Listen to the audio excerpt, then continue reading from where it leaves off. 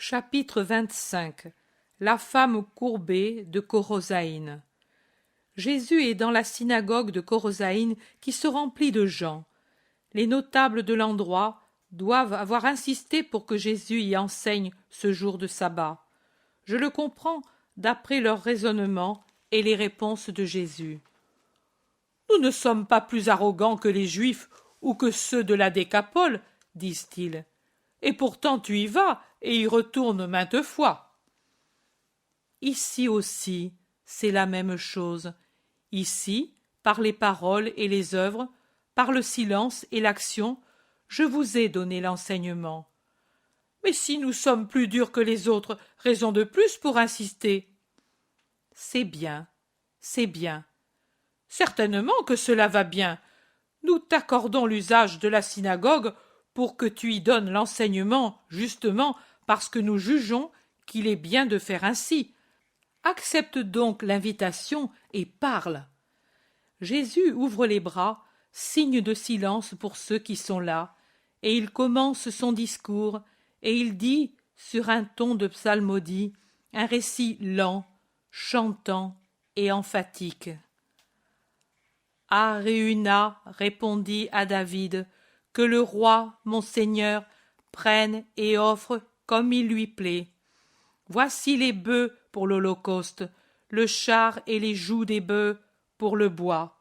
C'est tout, ô roi, ce qu'Araüna donne au roi. Et il ajouta que le Seigneur Dieu accepte ton vœu. Mais le roi répondit, ce ne sera pas comme tu voudrais. Non, je veux acheter comptant, et je ne veux pas offrir au Seigneur mon Dieu des holocaustes qui m'ont été donnés en cadeau. Jésus abaisse son regard, car il parlait le visage presque tourné vers le plafond, et il fixe intensément le chef de la synagogue et les 4 notables qui étaient avec lui. Et il leur demande « Avez-vous compris le sens ?» Ceci se trouve dans le second livre des rois, quand le saint roi acheta l'aire d'Araüna. Mais nous ne comprenons pas pourquoi tu l'as dit. Ici, il n'est pas question de peste, et il n'y a pas de sacrifice à offrir. Toi, tu n'es pas roi. Nous voulons dire, tu ne l'es pas encore. En vérité, votre pensée est lente à comprendre les symboles, et votre foi est incertaine. Si elle était assurée, vous verriez que déjà je suis roi, comme je l'ai dit.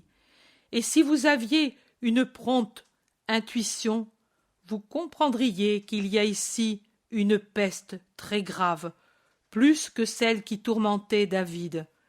Vous avez celle de l'incrédulité qui vous fait périr.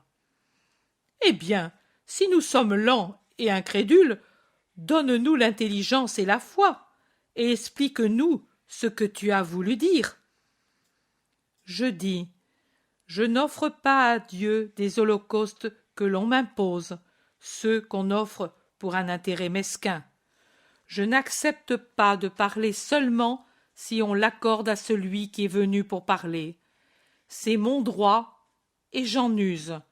Sous le soleil ou entre 4 murs, sur la cime des monts ou au fond des vallées, sur la mer ou assis sur les bords du Jourdain, partout j'ai le droit et le devoir d'enseigner et d'acquérir les seuls holocaustes qui soient agréables à Dieu, les cœurs convertis et rendus fidèles par ma parole.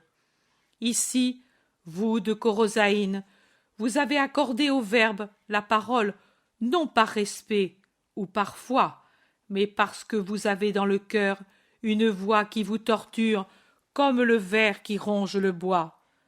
Cette punition de la gelée, c'est à cause de la dureté de notre cœur. Et vous voulez réparer pour la bourse, non pour l'âme. Ô Corosaïne, païenne et entêtée! Mais ce n'est pas Corosaïne tout entière qui est ainsi. C'est pour ceux qui ne sont pas tels que je vais parler, par une parabole. Écoutez, à un artisan fut apporté par un riche qui était sot un gros bloc d'une matière blonde comme le miel le plus fin, et on lui ordonna de le travailler pour en faire une fiole ornée. « Cette matière ne se prête pas au travail, » dit l'artisan au riche. « Tu vois, elle est molle, élastique. Comment puis-je la sculpter et la modeler ?»« Comment? Elle n'est pas bonne? C'est une résine précieuse, et un de mes amis en a une petite amphore dans laquelle son vin acquiert une précieuse saveur. Je l'ai payé au poids de l'or pour avoir une amphore plus grande et mortifier ainsi mon ami qui vante la sienne. Fais-la moi, et tout de suite, ou bien je dirai que tu es un artisan incapable. » « Mais celle de ton ami ne serait-elle pas d'albâtre blond ? » ?»« Non, elle est de cette matière. » « Ne serait-elle pas d'ambre fin ? » ?»« Non, elle est de cette matière. » « Elle est peut-être, admettons-le, de la même matière, mais rendue compacte, durcie par l'effet des siècles ou le mélange avec d'autres matières qui l'ont solidifiée. Demande-le lui, et reviens me dire comment la sienne a été faite. » « Non, il me l'a vendue lui-même en me certifiant que c'est ainsi qu'il faut l'employer. »« Et alors, il t'a escroqué pour te punir de l'envie que tu avais de sa belle amphore. Attention à tes paroles, travaille ou je te punirai en t'enlevant l'atelier qui n'a pas une valeur comparable avec celle de cette résine extraordinaire. » L'artisan, désolé, se mit au travail. Il en faisait de la pâte, mais la pâte lui collait aux mains. Il essayait d'en solidifier un morceau avec des mastiques et des poudres, mais la résine perdait sa transparence dorée. Il la portait près du creuset, espérant que la chaleur la durcirait, mais, en s'arrachant les cheveux, il devait l'enlever parce qu'elle se liquéfiait. Il envoya prendre de la neige gelée sur la cime de l'Hermont et l'y plongea.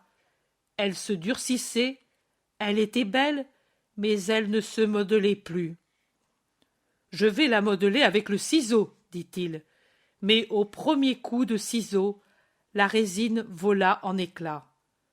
L'artisan, tout à fait désespéré, déjà convaincu que rien ne pouvait permettre de travailler cette matière, tenta un dernier essai. Il ramassa les morceaux, les rendit de nouveau liquides à la chaleur du fourneau, les congela de nouveau avec la neige, mais légèrement, et dans la masse à peine ramollie, il essaya de travailler avec le ciseau et la spatule. Elle se modelait, oh oui, mais à peine enlevé le ciseau et la spatule, elle revenait à sa forme première, comme si cela avait été la pâte du pain gonflée dans le pétrin. L'homme s'avoua vaincu, et pour fuir les représailles du riche et échapper à la ruine, pendant la nuit, il mit sur un char sa femme, ses enfants, ses objets, ses instruments de travail, et il laissa au milieu de son atelier, qu'il laissait vide, la masse blonde de la résine, avec dessus un écriteau et l'inscription « Impossible à travailler », et il s'enfuit hors des frontières. J'ai été envoyé pour travailler les cœurs, pour y faire entrer la vérité et le salut. Il m'est venu dans les mains des cœurs de fer, de plomb, d'étain, d'albâtre, de marbre, d'argent, d'or, de jaspe, de gemme, des cœurs durs, des cœurs sauvages, des cœurs trop tendres, des cœurs changeants, des cœurs endurcis par la souffrance, des cœurs précieux, toutes sortes de cœurs. Je les ai tous travaillés, et j'en ai modelé beaucoup, suivant le désir de celui qui m'a envoyé. Certains m'ont blessé pendant que je les travaillais, d'autres ont préféré se briser que de se laisser travailler à fond, mais peut-être qu'avec la haine, ils garderont toujours un souvenir de moi. Vous êtes impossible à travailler, chaleur de l'amour, patience de l'instruction, froideur des reproches, fatigue du ciseau, rien ne sert sur vous. À peine mes mains enlevées, vous redevenez ce que vous étiez. Vous devriez faire une seule chose pour changer, vous abandonner totalement à moi. Vous ne le faites pas, vous ne le ferez jamais. Le travailleur désolé vous abandonne à votre destin, mais, comme il est juste, il ne vous abandonne pas tous de la même manière. Dans sa désolation, il sait choisir encore ceux qui méritent son amour, et il les réconforte et les bénit.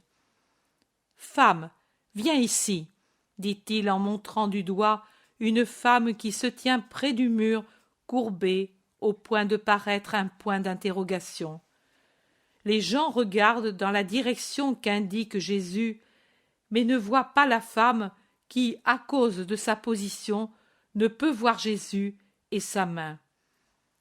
« Va donc, Marthe, il t'appelle, lui disent plusieurs.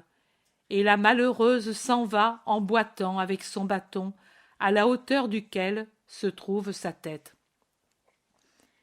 Elle est maintenant devant Jésus qui lui dit « Femme, reçois un souvenir de mon passage et une récompense pour ta foi silencieuse et humble. Sois délivrée de ton infirmité, crie-t-il en dernier lieu, en lui mettant ses mains sur les épaules. Tout à coup, la femme se lève et, droite comme un palmier, lève le bras en criant « Hosanna, il m'a guéri ! Il a regardé sa servante fidèle et lui a accordé son bienfait. Louange soit au Sauveur et Roi d'Israël. Hosanna au fils de David !» Les gens répondent avec les leurs au Hosanna de la femme qui maintenant est à genoux aux pieds de Jésus et qui baise le bord de son vêtement pendant que Jésus lui dit « Va en paix et persévère dans la foi. » Le chef de la synagogue, que doivent encore brûler les paroles dites par Jésus avant la parabole, veut jeter son venin à cause du reproche et s'écrie avec indignation pendant que la foule s'ouvre pour laisser passer la miraculée. « Il y a 6 jours pour travailler, 6 jours pour demander et pour donner. Venez donc ces jours-là, tant pour demander que pour donner. Venez guérir ces jours-là, sans violer le sabbat, pécheurs et mécréants, corrompus et corrupteurs de la loi. » Et il cherche à expulser tout le monde de la synagogue, comme pour chasser la profanation du lieu de prière. Mais Jésus, qui le voit aidé par les 4 notables déjà mentionnés et par d'autres disséminés dans la foule qui manifestent ouvertement leur scandale et la souffrance qu'ils éprouvent du crime de Jésus, crie à son tour, alors que les bras croisés, sévères, imposants, il le regarde. « Hypocrite, qui de vous, en ce jour, n'a pas détaché son bœuf ou son âne de la mangeoire et ne l'a pas mené boire? Et qui n'a pas porté des bottes d'herbe aux brebis du troupeau et n'a pas trait le lait des mamelles pleines? Pourquoi donc, puisque vous avez 6 jours pour le faire, l'avez-vous fait aujourd'hui aussi pour quelques deniers de lait ou par crainte que votre bœuf ou votre âne ne meure de soif? Et moi, je ne devais pas délier cette femme des chaînes par lesquelles Satan l'a tenue pendant 18 ans, uniquement parce que c'est le sabbat?